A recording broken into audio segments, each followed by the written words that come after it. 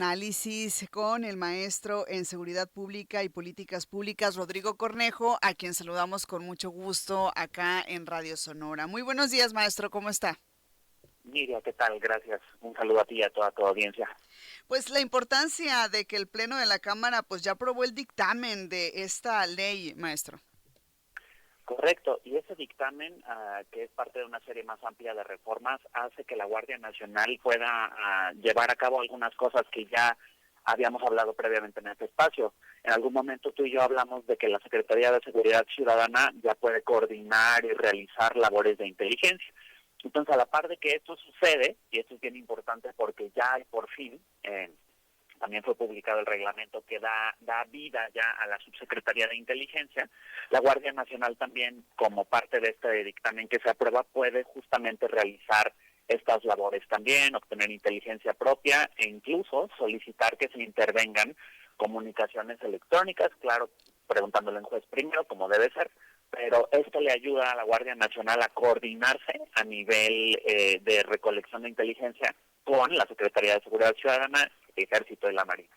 Y en segundo lugar, que es algo que habíamos hablado, la Guardia Nacional, a pesar de que ha reclutado personal que no tiene un origen militar, pues sí mucho de su personal venía de esta disciplina militar y ahora se le traslada a la Sedena, a la Guardia Nacional por completo, para que los mismos beneficios, prestaciones, pero también someterse a la disciplina que implica ser parte de la Sedena, ¿no? Del Ejército.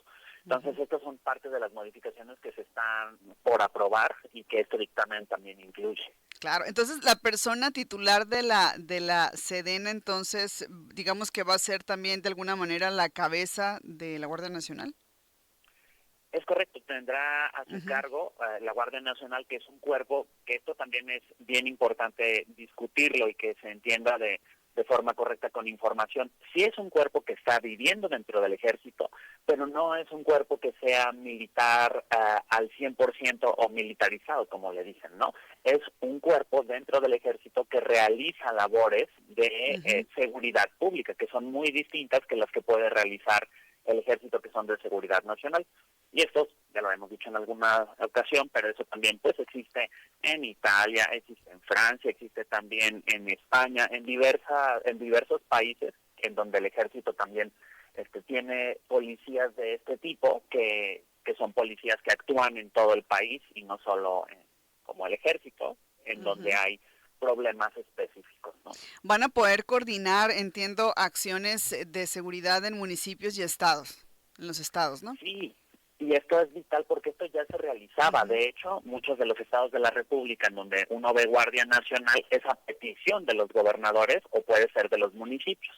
Entonces la Guardia Nacional también ya va a poder coordinarse de manera mucho más profunda y va a ser parte del Sistema Nacional de Seguridad Pública y la estrategia, que de ahí viene, que esa ya la publicó la presidenta en fecha pasada y habla de que Sedena, Marina, la Guardia Nacional y la Secretaría de Seguridad Ciudadana deben realizar operativos coordinados.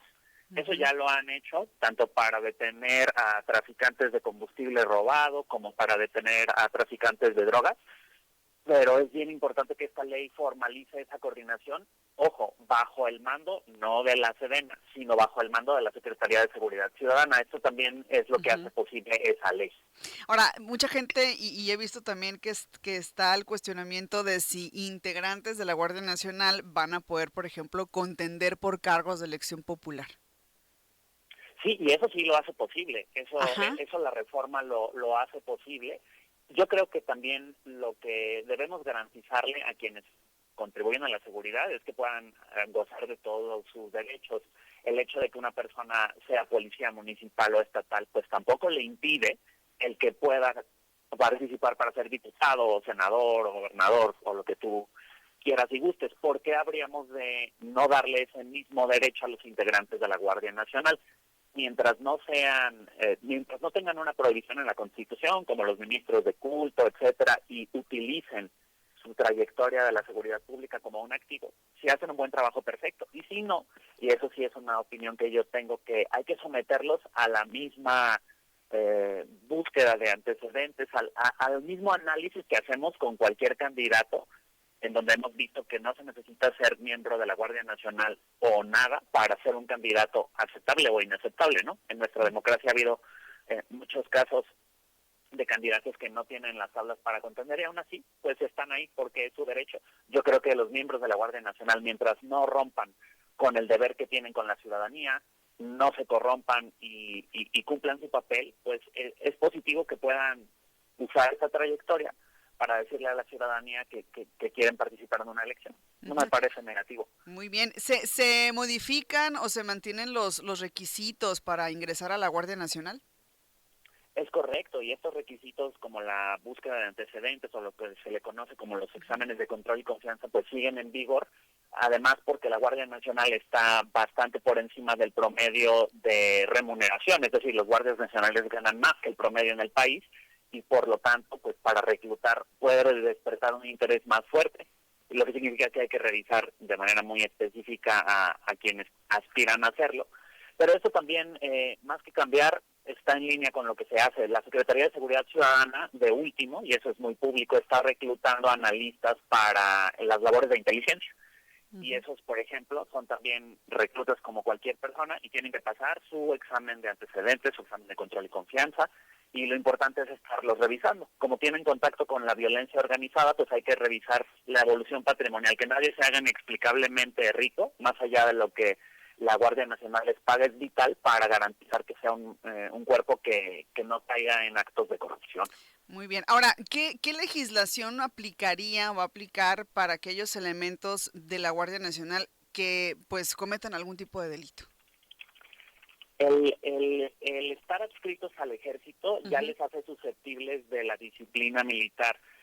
Sin embargo, también esto nunca, y eso desde la reforma pasada que se discutió, no evita que si cometen algún delito del fuero federal se les juzgue en tribunales civiles. Es decir, son susceptibles, dependiendo de la conducta que cometan, a poder estar en la jurisdicción militar. Digamos que de alguna manera violan los derechos humanos o traspasan alguna línea respecto de la población, se les puede juzgar en los tribunales militares de la Sedena y también si cometieran algún delito de delincuencia organizada se les podría juzgar en los tribunales del Foro Penal Federal. Muy bien. ¿Qué sigue ahora tras la aprobación de este dictamen por parte de la Cámara de Diputados? Después de eso tiene que discutirse, o sea, si el dictamen fue aprobado en diputados, tiene que pasar por ambas cámaras, va a pasar una discusión similar en la Cámara siguiente, que sería el Senado de la República, y esto es parte de un paquete de 16 reformas que me parece que será de las primeras en pasar. Es bien importante que esto suceda con discusión, pero pronto, porque, de nuevo, la Subsecretaría de Inteligencia ya existe en la Secretaría de Seguridad Ciudadana, y estas reformas pues son importantes para que se pueda coordinar en materia de inteligencia. Los diputados tal vez discutan algunos cambios y una vez que se apruebe se publicará y ya entrará en vigor también, ¿no? Muy bien, pues vamos a estar muy pendientes y con especial atención a este tema, siempre con el seguimiento. Agradecerle, maestro, que nos haya permitido platicar sobre este tema. No sé si quisiera ya para finalizar agregar algo más. No, Nidia, me parece que como a manera de cierre, y eso lo considero bien importante, estas reformas se han Uh-huh. hecho para que mejore el funcionamiento de la Guardia Nacional después de que se comprobó que pasamos de tener más de 100 homicidios diarios hace más o menos 6, 7 años a menos de 70. Es decir, estas reformas que mucha gente dice o que pueden criticar diciendo ¿y por qué ahora y para qué? Es codificar en la ley un modelo de seguridad pública que ya está funcionando y es justo lo opuesto que se hizo en el pasado, ¿no? En el pasado, primero, el modelo no funcionaba y segundo, todas las modificaciones de ley eran para fijar una visión que no se comprobaba que servía. Y ahora con la Guardia Nacional me parece que sin darle a nadie un cheque en blanco, sí es bien importante que entendamos que estas reformas es para garantizar esta tendencia positiva.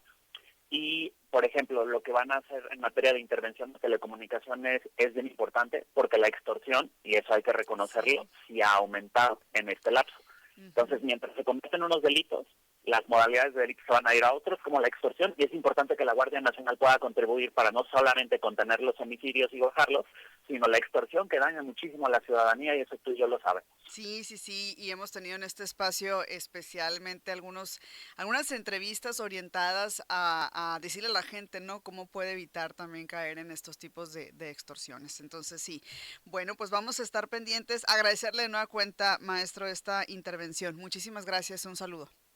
Gracias por el espacio, Miriam. Un saludo a todos los sonorenses. Rodrigo Cornejo, maestro en Seguridad Pública y Políticas Públicas, todo este análisis sobre lo que implica la importancia de por qué está la Cámara de Diputados aprobando el dictamen que expide la ley de la Guardia Nacional, este análisis que es pues para entender esta iniciativa, lo que conlleva y obviamente pues la razón fundamental que es hacer que